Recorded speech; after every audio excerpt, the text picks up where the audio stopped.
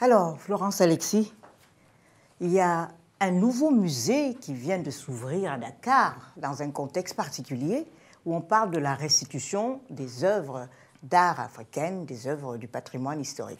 Absolument, Marie-Roger. Le Sénégal vient d'ouvrir les portes d'un nouveau musée qui s'appelle le Musée des civilisations noires et qui a ouvert ses portes en décembre dernier, décembre 2018, à Dakar, au Sénégal.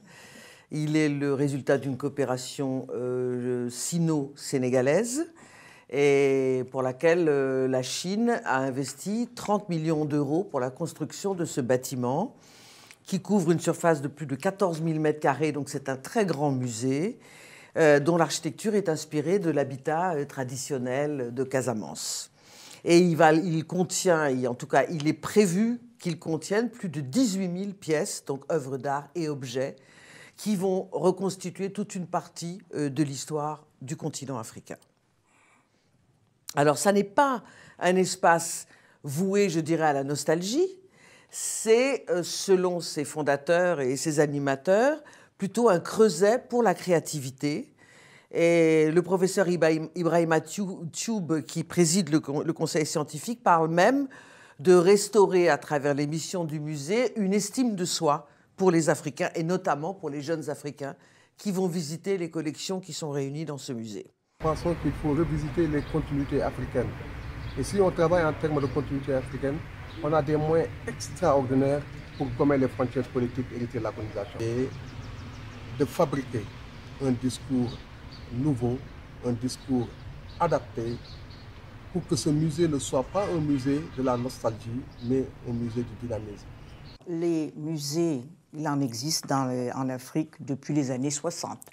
Donc il y a un certain recul, une certaine expérience pour savoir quel style de musée et quel rôle assigner à un musée en Afrique. C'est le plus important, Marie-Roger. Si on construit des musées, ce n'est pas juste pour bâtir des morceaux de béton comme ça. Il s'agit évidemment d'en faire un outil, puisque le musée sert à un certain nombre de missions.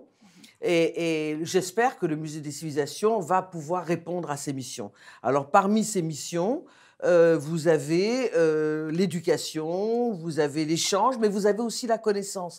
Et la connaissance, on doit le mentionner, le Sénégal est un pays pionnier en matière de construction de musées, puisque dès les années 60, le président Senghor va entamer la construction d'un musée qu'on a un peu oublié aujourd'hui, qu'on cite rarement même au Sénégal, qui s'appelle le musée dynamique, et qui est un modèle pour l'Afrique déjà dans les années 60. Il est inauguré pendant le Festival des Arts Nègres en 1966 à Dakar.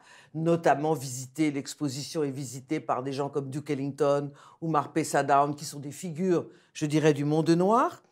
Et pendant cette période, on peut dire que va commencer à se mettre en place une réflexion sur à quoi peut servir un musée en Afrique.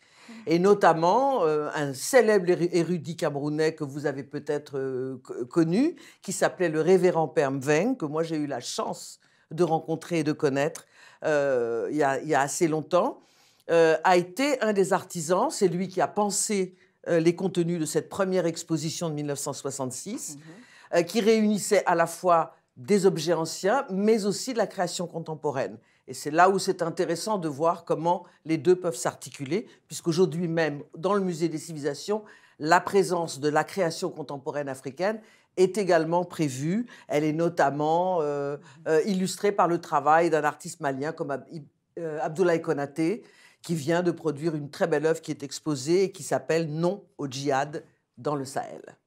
Merci Florence, c'est une bonne occasion d'évoquer le révérend Père Engelbert Mveng, qui était un grand historien.